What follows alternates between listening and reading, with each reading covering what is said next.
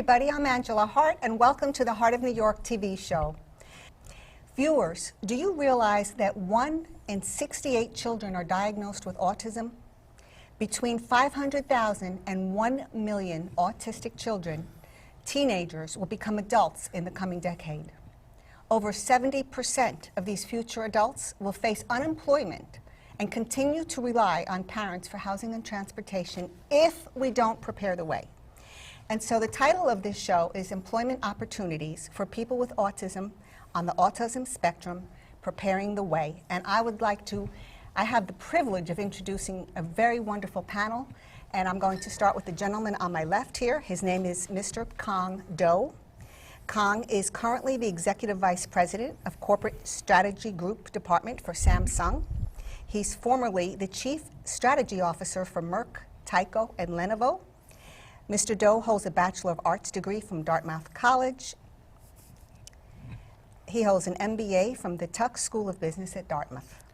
Mr. Do serves on Autism Speaks Board of Directors, and he formerly spent 17 years as a senior partner at McKinsey Company, a leading management consulting firm where he helped lead the firm's healthcare, high technology, and corporate finance practices. Mr. Do founded Profectum Foundation, a nonprofit that trains clinicians and parents, and he's going to tell you more about that during the episode. But about 5 years ago, Cuong Do took a year off from corporate life to create Identifor with his wife, Lori Rickles. They are parents of an autistic child. Identifor is a free online site which uses learning games to assess multiple intelligence, executive functions, and career interests. Identifor believes that every student deserves a fair chance at a fulfilling future, an education that builds upon her strengths, a job that actually interests him, and the chance to find a meaningful place in the world. At the heart of Identifor's technology is Get Abby, and we're going to learn all about Get Abby today. It's an artificial intelligence platform that uses natural speech processing and a human avatar to enable users to have a one-on-one conversation with Abby. So Abby can help people who are on the spectrum with everything from keeping schedules to setting alarms and buying groceries. Later today, Mr. Do will give us a demonstration of Abby. Thank you so much, Mr. Do, for coming on the show. Thank you, Angela. Great to be here. Oh, welcome. We're so excited to learn about your software and the different services you offer. And the next gentleman I'm going to introduce is Eli Gottesman. Eli is 18 years old. He was diagnosed with autism at 2.5 years old, and then he lost his interactive language. His symptoms included spinning in circles and speaking in echolalic phrasing. Eli spent his life wanting to learn about his condition and the lives of others impacted by autism. He received ABA therapy, and he graduated from Tottenville High School this past June with a 97 average. Congratulations, Eli. I'm proud of you. Eli has also received scholarships from Fab for Life and SICIL, which is Staten Island Center for Independent Living. And he's won awards for musical and academic achievements from Tottenville High School. He's participated in his high school's drama club and honors concert choir. And he played the Tin Man in The Wizard of Oz. Mr. Gottesman will be entering the College of Staten Island as a freshman in the fall. He's going to major in history, and he'll work towards a degree as a historian. Eli also performs in the Graceful Glee program, along with other teens and young adults on the spectrum at the Grace Foundation. His hobbies are singing, acting, reading history books, watching historic dramas and historic documentaries, and advocating for autism awareness. Eli's ultimate goal in life is to become employed as a qualified and capable historian in museums and historic sites, along with public speaking and theatrical endeavors. Welcome, Eli. It's such a pleasure to have you on the show. It's really good to be here. I can't wait to share with the audience how you came from someone who lost speech and communication to the young man that you are, that's obviously very learned and excelling in his academic pursuits. And next we have Knut Wittkowski. Welcome, Knut.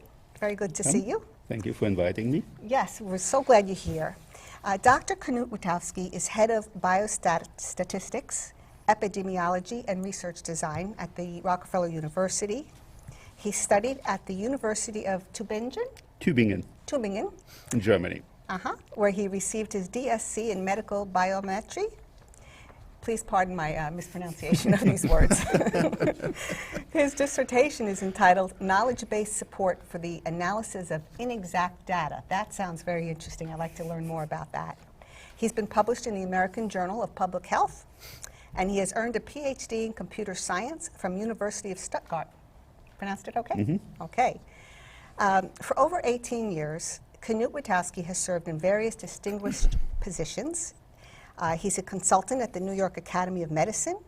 He's an associate at HIV Center for Clinical and Behavioral Studies. He's a guest researcher for Centers for Disease Control. And in addition, he is president of ASDERA, a gene era therapy for people with autism. Prevent children developing autism from becoming nonverbal. Thank you. That's ADERA's vision. Interestingly, Dr. Wittkowski has a very personal story regarding autism, which he will share later on in the program. And this gentleman on our right is named Joseph Lento. He is the music director at Roosevelt High School of Early College Studies in Yonkers, New York. Mr. Lento is a conservatory-trained musician and professional trumpeter. He has performed with the New York Philharmonic Orchestra, and Joseph holds an MS in School District Administration at Iona College. In 2014, Mr. Lento was proclaimed a National Teacher of Arts and Humanities, received mayoral proclamation by the City of Yonkers for excellence in education. He was given Teacher of the Year recognition by the Bronx County High Schools. And in 2015, he was selected as a keynote speaker at the United Nations World Youth Assembly. We're so glad to have you here. This is so impressive. Thank you. There's not enough time to mention all of the numerous awards that he has won for excellence. In addition, Mr. Lento believes that music unlocks the potential for academic, social, and emotional growth that every student has. So in 1987, he co-founded the instrumental performance group known as Class Act, and we're going to have you share that a little bit with the audience in just a minute. It was the first instrumental performance group in the history of New York City public schools, comprised of students with learning disabilities. Mr. Lento is a staunch advocate for people with special needs. Welcome, panel. What a great group of experts we have here. And since we just left off talking about Mr. Lento, share with us how you got involved with special needs and why it interests you as a career to teach people using music. Sure. Again, thank you for having me. When I was finishing my undergraduate degree, I was working as an assistant teacher in a Bronx middle school, and I was in a special needs classroom. I was an assistant, and I learned at that time what a wonderful opportunity I had to affect the lives of the young people in the class with my music. And the following year, when I began working at Lehman High School, I developed the first instrumental music program for students with emotional and learning disabilities. And then, as Angela pointed out, in 1986, I co-founded with Miss Kelly the first instrumental music group in the history of New York City, comprised strictly of students with emotional and learning disabilities. Some of the children also had some severe physical disabilities, and it was a wonderful, wonderful experience. And where did you find these students? Were they in your school, or they were from many schools? The students were in our school. As I came to find out, there were no classes given to the students with those special needs in those areas. So I went to the principal, and we quickly put together a program for them, and I directed that program in a classroom upstairs on the second floor. And from that point, we expanded the program. We finally got a music room in the music wing of the high school, and from there it took off. Well, this is exciting. Now, how many years ago was that? That was 1986, so that was 30 years ago. Wow. And where are they today? Are you in touch with some of these students? I'm in touch with a couple of the students, and they've become very successful. One is a manager at a Con Ed facility.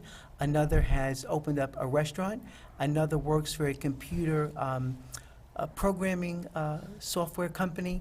So I'm not in touch with all of them, of course, but through social media, I've been able to find some of them. They've found me, and it's really wonderful.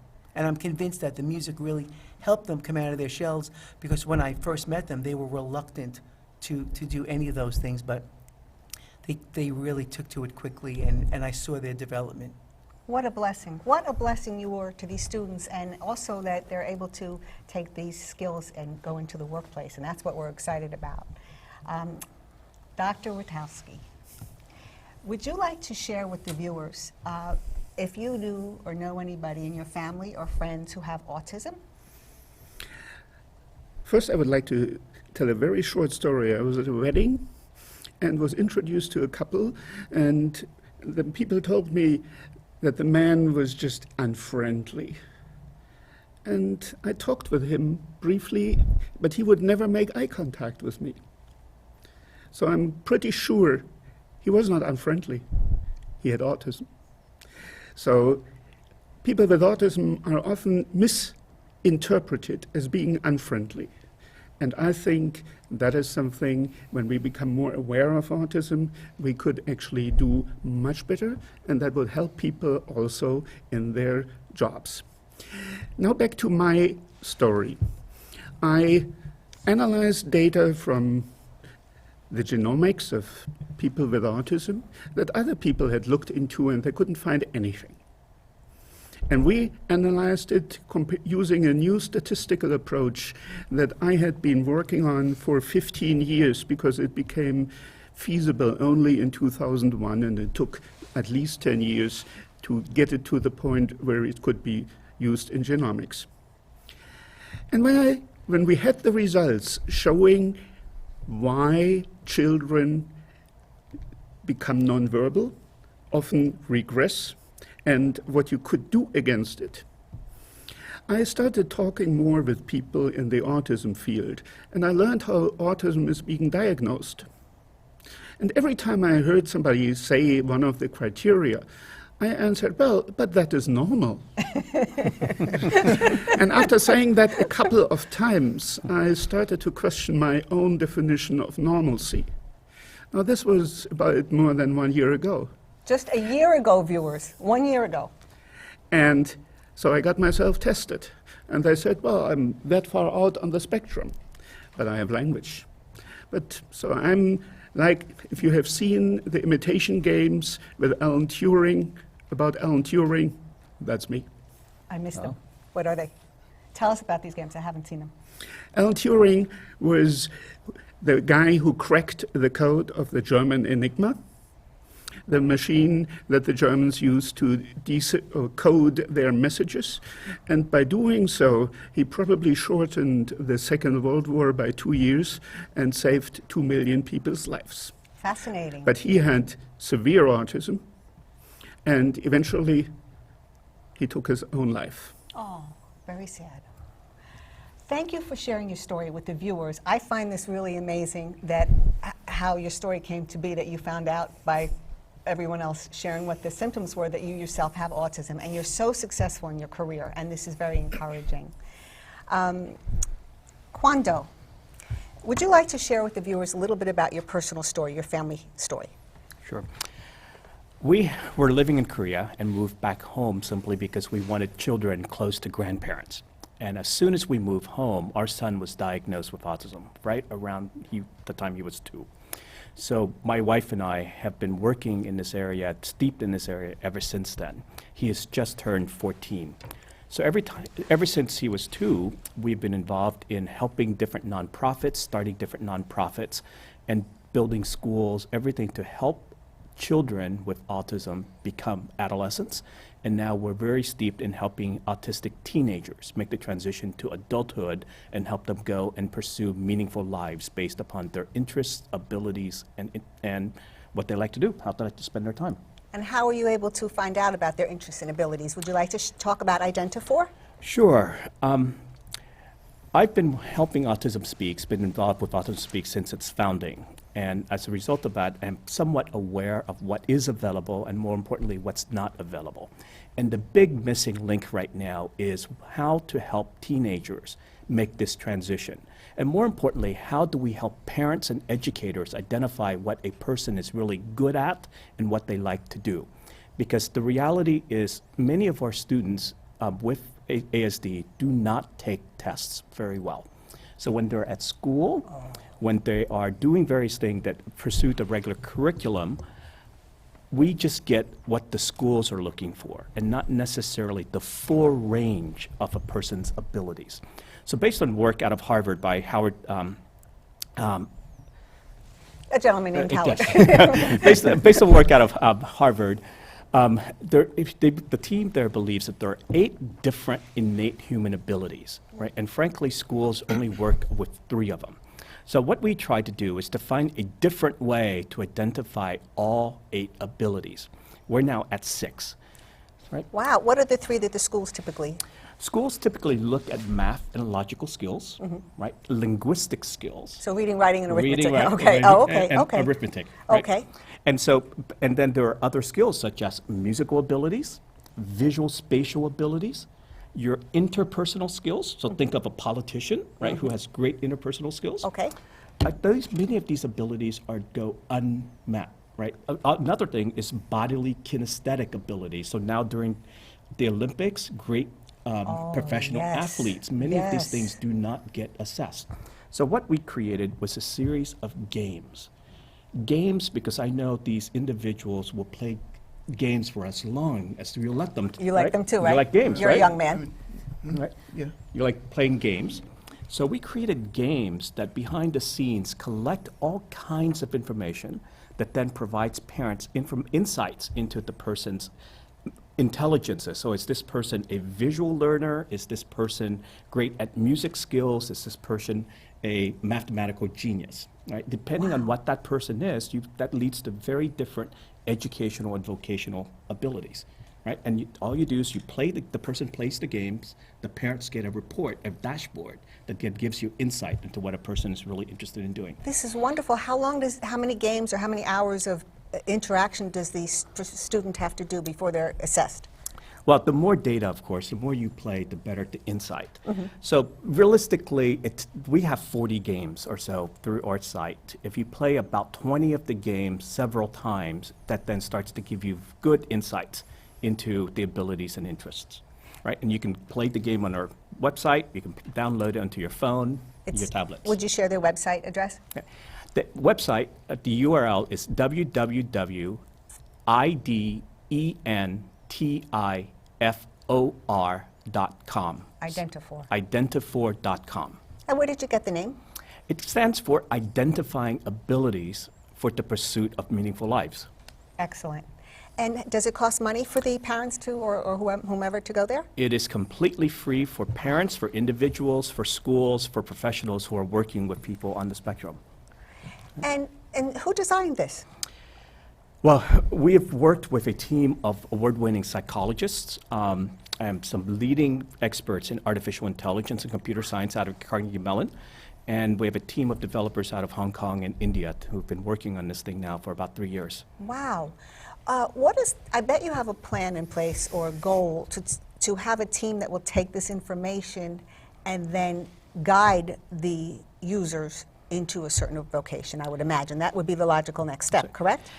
What we try to do is we try to help parents better guide their own children. So by using this tool at our website, once we identify what a person is good at and what he or she is interested in, we also provide information that's available from the Department of Labor that says a person with this particular profile tends to do really well in these kinds of jobs. As an example. Right? So somebody who has great visual spatial skills can go and perform a role that needs to look at differences. So I'll give you a very real example Yes. of what goes on in Israel. Yes. Right? The Israeli military seeks out adults with autism and train them to read aerial reconnaissance maps so that you Wow. can see what is going on. Right? Wow. You can have your own points of view on that, but that is a very real, highly valued job in Israel. In the United States, the same thing applies. There's a major shortage of air traffic controllers. Yes. Right? Air traffic Yes. controllers. And the exact same skills are needed, right? You need somebody who has great attention, great visual spatial abilities, great ability to multitask and look at things, right? And if you find such a person, you definitely want that person to be qualified to do this job. I would want that kind of a person in the air traffic control room. let's talk more about the job life in a moment, but I'd like to just ask Eli a question. Eli, would Yes. you like to share with the viewers in that camera there a little bit about your work at the nursing homes that you've done, your performances? Okay, so all the times I've gone to the nursing homes were with Graceful Glee and with my choir at Tottenville High School. And, we would help cheer up the people, the residents there, for the holidays, during the spring. And I got to work on both ends, meaning going with people with autism and going with people who don't have autism. And what I've seen is, through our musical talents, we've, You brought joy, I Yeah, bet. we brought joy. We brought happiness to people who are sad or felt upset about something. And actually, there's a very touching story attached to all this. When I went with my school choir, a couple of friends of mine, their grandfather was at Seaview at the nursing home, and we would go every year to cheer him on. We would cheer him up, sing for him. He would always get up and say, "That's the way to do it," and and he was a really nice man. Unfortunately, he passed away.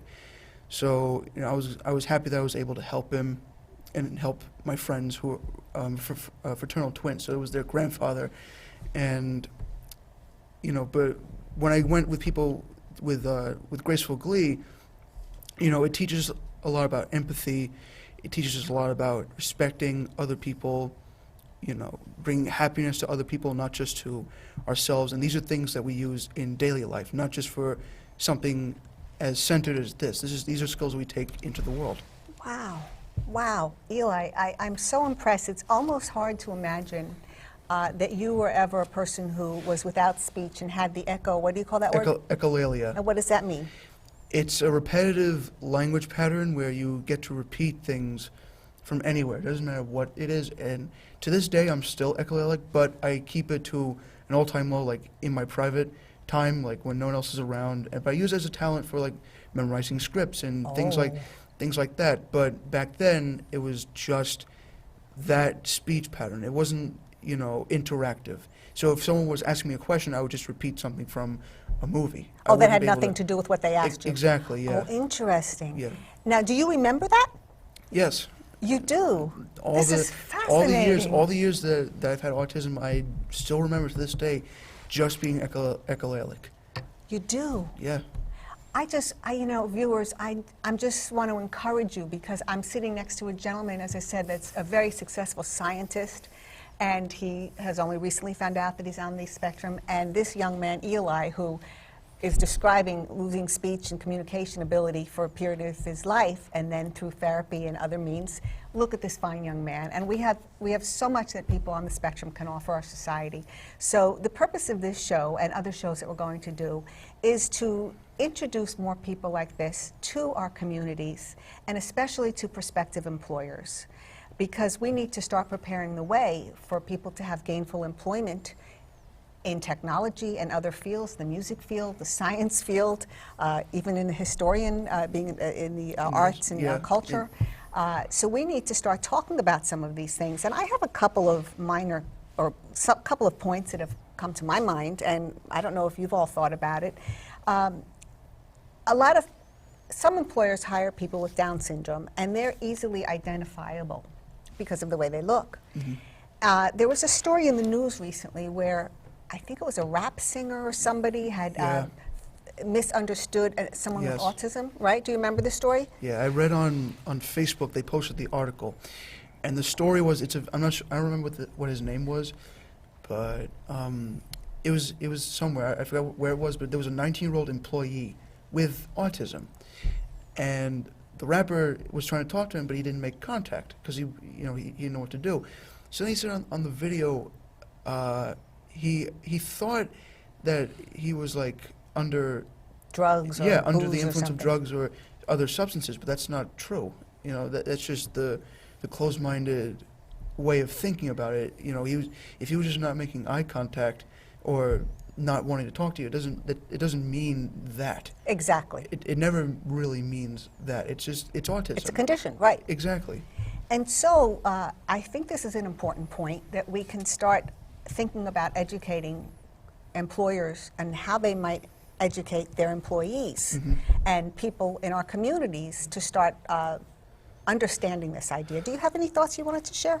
This is a very difficult challenge. Yeah. And it's being spearheaded by a number of really leading edge companies out Oh. there who have gone out of their way to hire a good number of adults with autism. Right? And the way to make it work is not just to hire 1 or 2 or 3 individuals, right? But to essentially, how do you get an entire organization prepared to bring in many, many of these individuals? So it starts with, one, identifying the right individuals you can hire, but at the same time, there's a lot of training that has to be put in for the employees, the other employees Yes. of the company. Yes. So companies like Walgreens and other great companies out there have made great strides in just educating their workforce. That this is just diversity. It's just a different Diversity. form of diversity. Yes. We just need to be open to it. We need to work with these individuals and just be aware.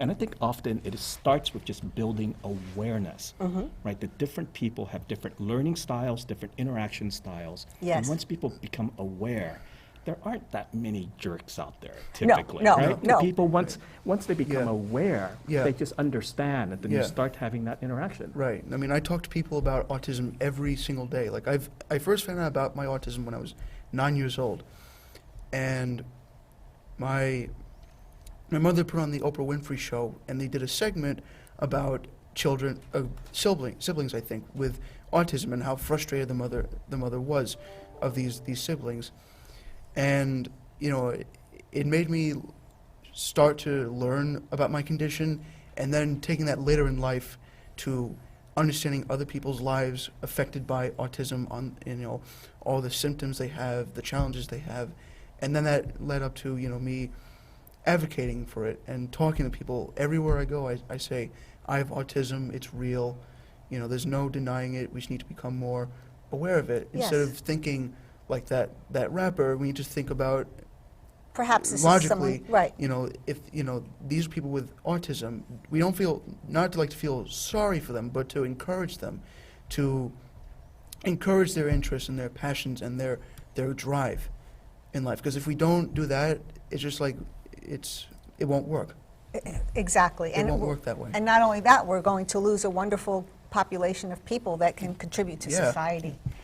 And very recently at Autism Speaks, we launched a new service and a new website that is aimed at helping companies identify and hire adults Oh, I with didn't autism. know that. Oh, I didn't know And that. on I'm the glad to reverse hear side, this. on the other hand, Yeah. it also helps individuals with autism find companies and jobs that Makes the match, right? And part of what we've done with this website is that it's not, think of it as monster.com, but it goes beyond that. It gives you a sense of videos, for example, the supervisor of the person that will be in that Yes, role. yes. Then it describes Right. what the job really is like, and then it gives some videos to kind of give you a sense of what you would really be doing if you're Yeah. in this job. So this is on autismspeaks.com. They have these videos? You can go to autismspeaks.org, and you can search for it. The exact website escapes me Wow, right now. yeah, but but- there's a service now that is trying Oh, to this is help. terrific.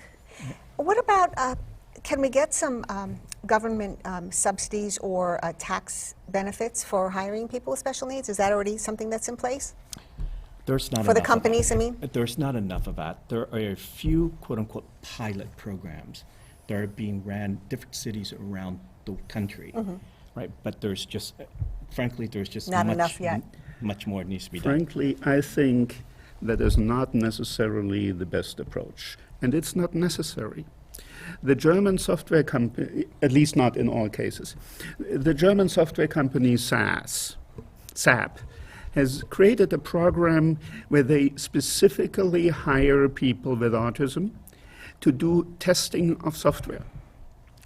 We heard that before. You said a flight controller, I'm not sure if I would see multitasking as one of the key things in people with autism. One of the characteristics in autism of the diagnosis is restricted interest. And multitasking is almost the opposite. But there are many areas where people with autism can excel and be better than anybody else. So a government program would leave the impression that they are not 100%. That's And interesting. I think it may be better to train people to accept people with autism and look for what they actually can do good. The thing and- is, though, we want to give incentives because this is new to employers. You know, And we one wanna- of the things is, and I'm going back to the movie again because it's so typical.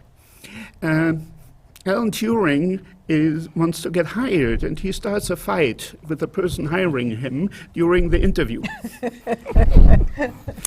You know, So it's not always as extreme.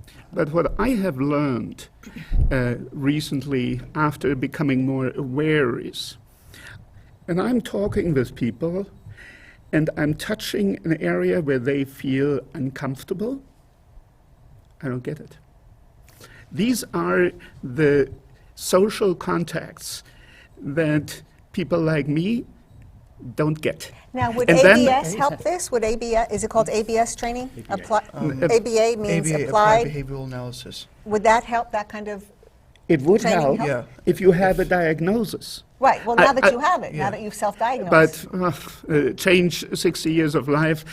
Not everybody with autism has a diagnosis. Right. that's right.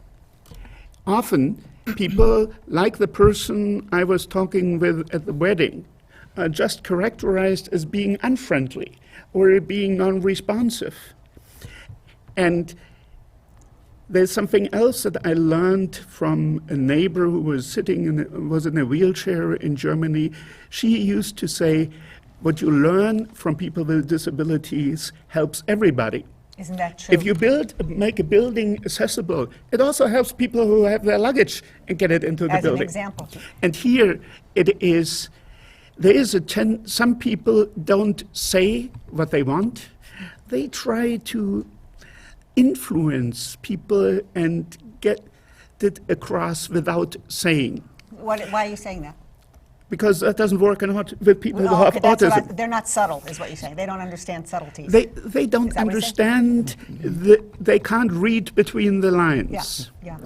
But if you just tell them what it is, they can. There's no problem. And these are And part of I the- think that would help society overall if we had a bit more openness and clarity in our communication rather than being always politically correct and never saying too much.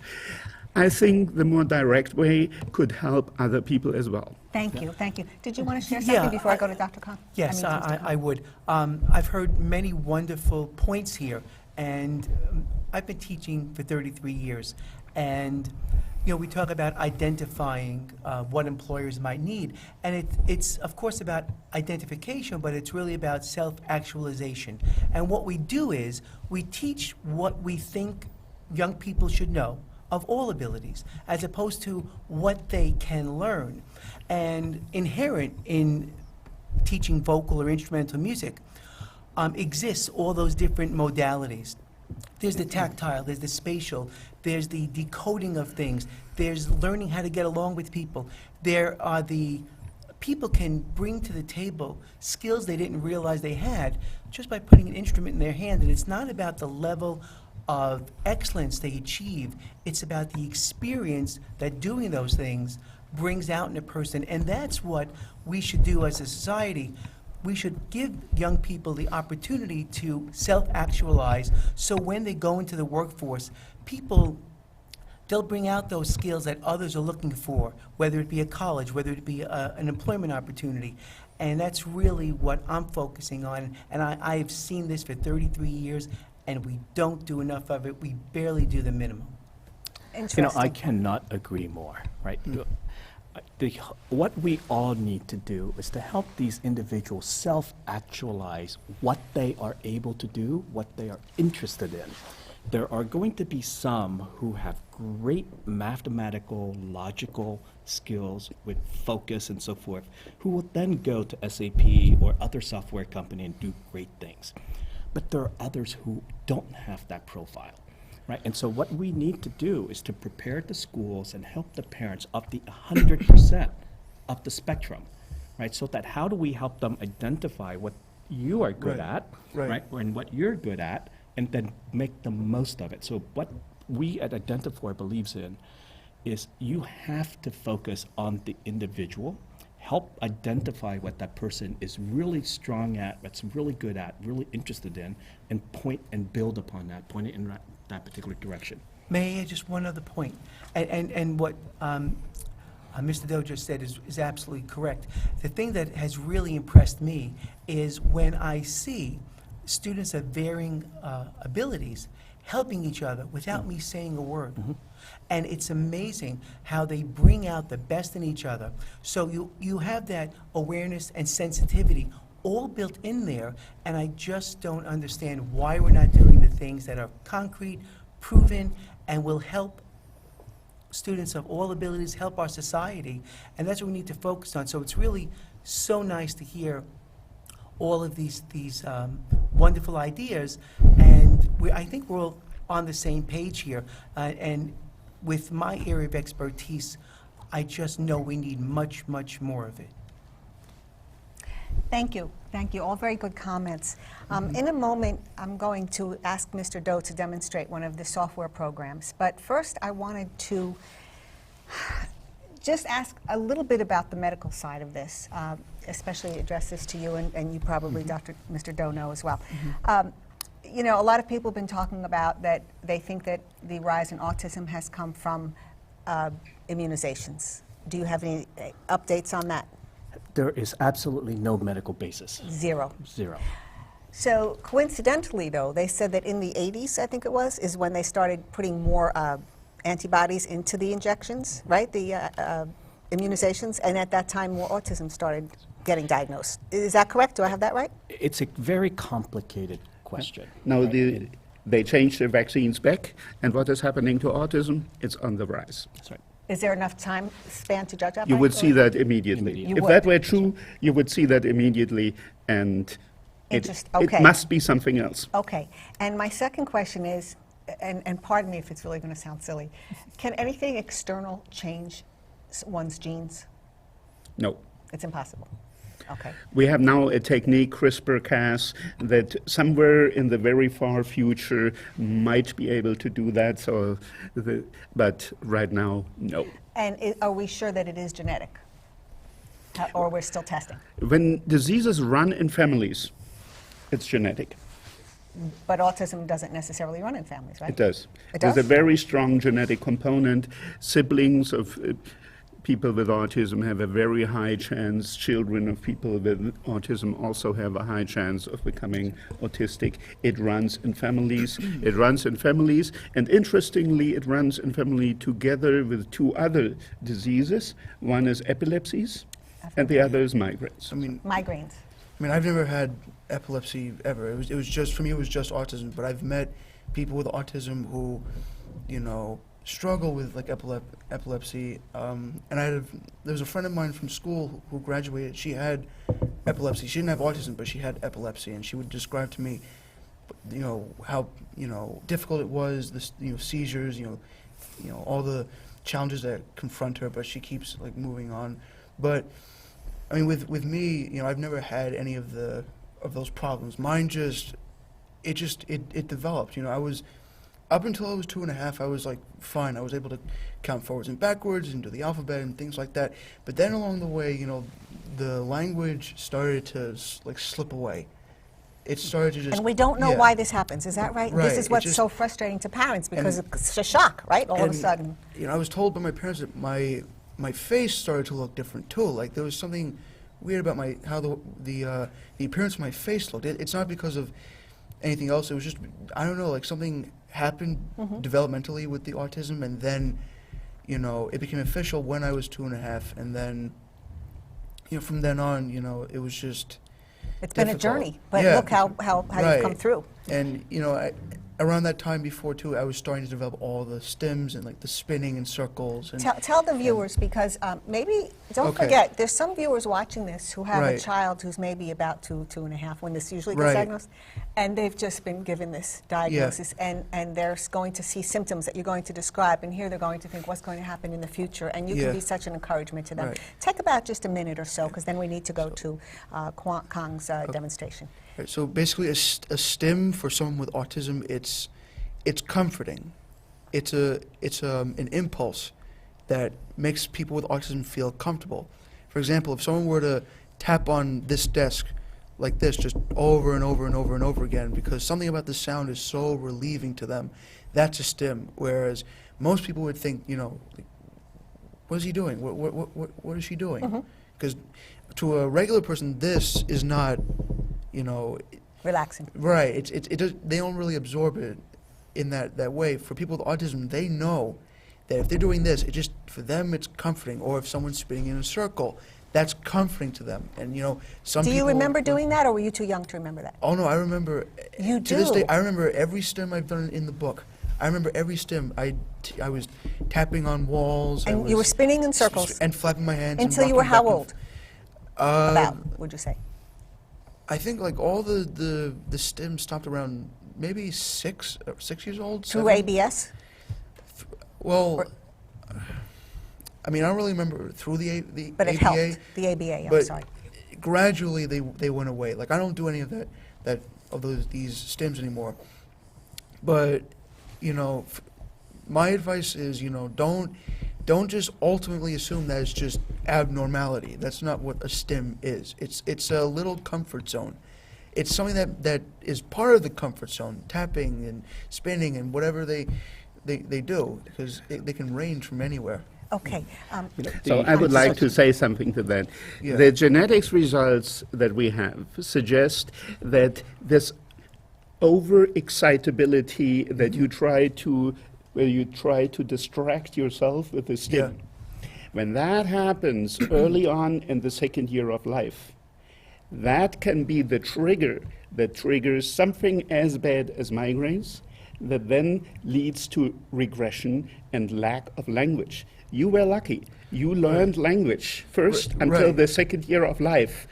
And that means you will never forget it because it's Implanted. the neurons Right, are in your right. brain. Yeah. If children don't speak during the second year of life, Yeah. they run the risk that their neurons for language get permanently removed. Yes. Oh, but I'm going to hope that's not, I believe in faith. I have strong faith, and I believe that with God, everything is possible. And Everything I don't is want to say they'll possible, never speak. but I believe in hope. it is important I'm sorry. to start the diagnostic Yes, that's process your whole point. extremely early, and that means to take the questionnaire at the 9-month well-child visit Thank you. seriously and discuss with your pediatrician what can be done, and if our result points in the right direction, then in the future, we may actually help these children avoiding the migraine, avoiding the regression, Great. so that Okay. all of them will have language and can then benefit from programs where they become employed and contribute to society Early rather than detection. becoming people who need assisted living for the Exactly. rest of their life. Okay, so we just have about 15 minutes left. I think on this topic, if Mr. Doe and Mr. Lento have a quick second, they want to share something, and then we're going to go on to the demonstration. Was there anything you wanted to add to this conversation briefly? Just one, from a medical standpoint, really we do not know what causes autism at this point in time. So I think it's everyone is guessing and hypothesizing. Yep.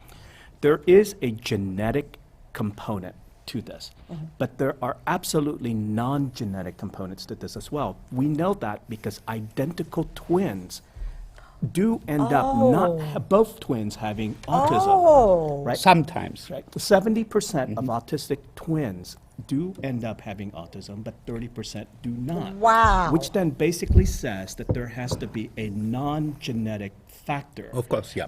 And genetics do not change in one generation like we have seen here. In one generation, we've seen this dramatic increase in autism.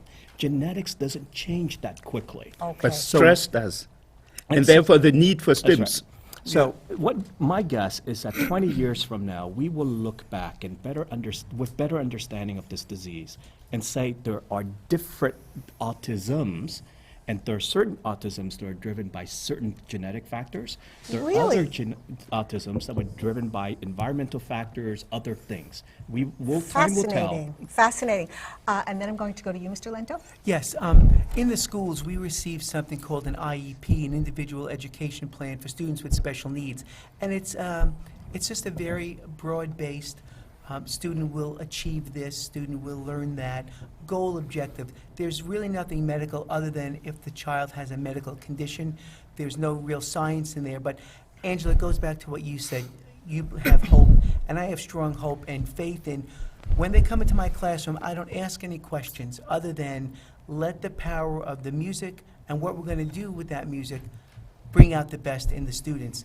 And because I'm not a scientist, but I know the power it has, and that's why I advocate for it all the time, because it does help develop all the students, and I want to see more of it. Beautiful, beautiful. I was just wondering if they've looked at the baby formula, if there were any changes in the 80s when this started becoming more prevalent, because could it be possible that what else happened in the 80s that in our society and in our culture? The microwaves, because for the 30% that are not genetic, or have they considered studying those? There are many, many of these kinds of studies. I think time will tell, but there has been nothing that directly links to anything. Including the baby formula, that they including the baby didn't make a formula. change back then in the formula? Okay, well, right. that's good. The only factor that I could think of, but that is only a small part, would be TV. 50 years ago, children would never see TV. Today, children grow up often in a room where TV is running Wow. all day long, and every couple of minutes there is a commercial and shouting at the child. Fascinating. That is, it's only, I don't think this is the whole story.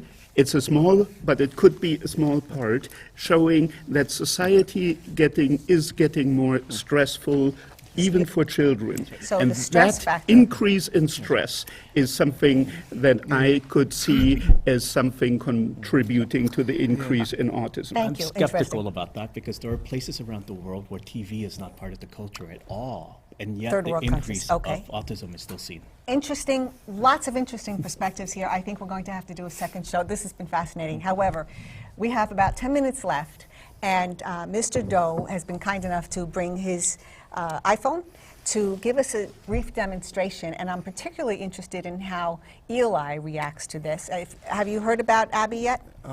Up until today, no. Okay, and so we're going to hear from Mr. Doe, explain a little bit about the program and actually use it, and then hear Eli's reaction to it. But this right now is a prototype, but it will be available from our website, the app stores, and so forth in September. Right. So this is something that's designed to help adults throughout the day. So let me introduce you to Abby.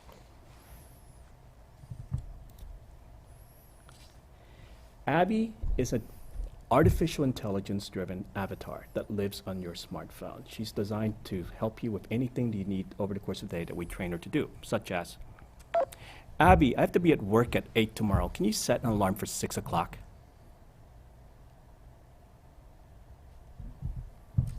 Your alarm has been set for 6 o'clock a.m. Do you want a reminder phone call as well? Yes, could you call me 15 minutes later? Okay, I'll call you at 6:15 a.m.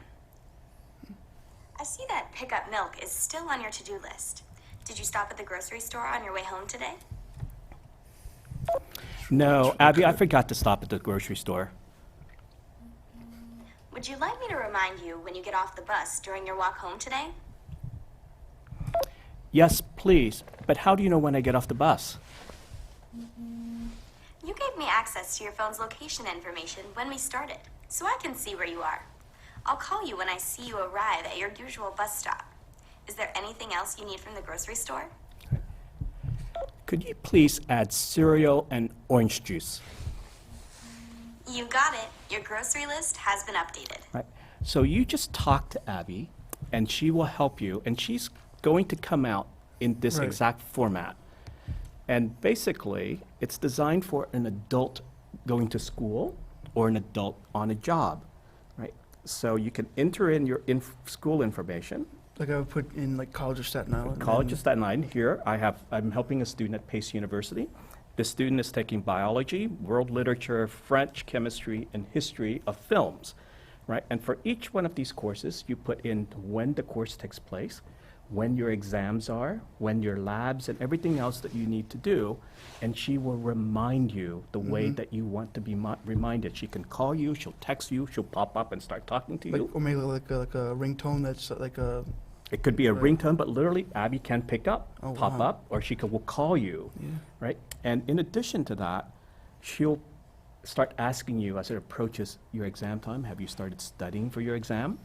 It also helps with daily living skills such as reminding you to take out the trash, do the laundry, it's 11 o'clock, it's time to go to bed. So anything over the course of a day, Abby is designed to help. Oh wow. I mean, it's good like for reminders. Like you can, like you don't need to use like a catalog anymore, like a paper catalog. You can just use this, and it'll like do like automatically. It'll go. Okay, you have to do this at this time and this at Absolutely. that. I think Can you do the thing about the doctor with the diabetes and then, or the sugar's low? You did some kind of demonstration I saw once. Sure. Watch this for people with medical issues. It's fascinating. It's designed, like in there, it's designed to help you, remind you to take your medication. It's also designed to help with navigation, getting you from point A to point B, right? So Hi, I'm Abby. we your designed a health coach. version of this It's for nice to meet healthcare. you. I'm here to help Right. you take control of your health and live well by providing you with a wealth Yeah, of but Abby, can I skip my workout today? I'm feeling really good. Well, of course, it's your choice, but I'll tell you what I know. This week, you've logged 130 minutes of exercise time, burning an estimated 1,000 calories. This is 73% of your weekly goal.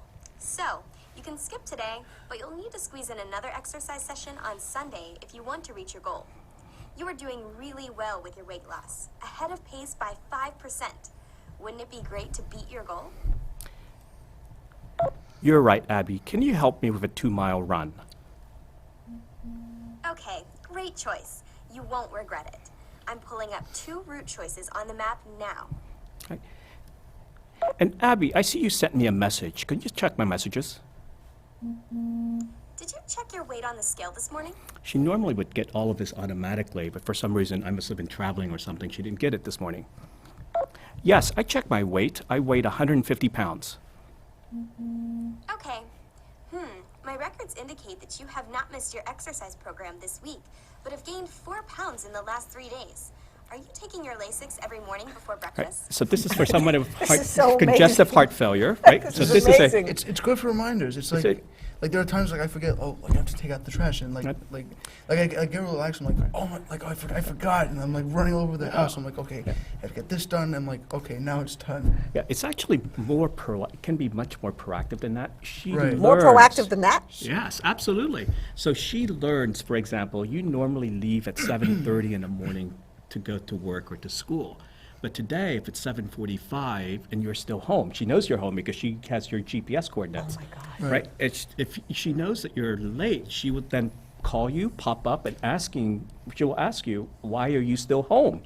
Right? It could be, well, you're overslept, you are late, so this gets you into gear, or you're just home because there's no school today. Right. But at least there's an interaction, right? And we've spent a year working with a number of different organizations around the country that works with adults with autism to try to understand what these individuals face, the challenges they face, the difficulties they have. And so we've trained Abby to try to help with as many of that as we can.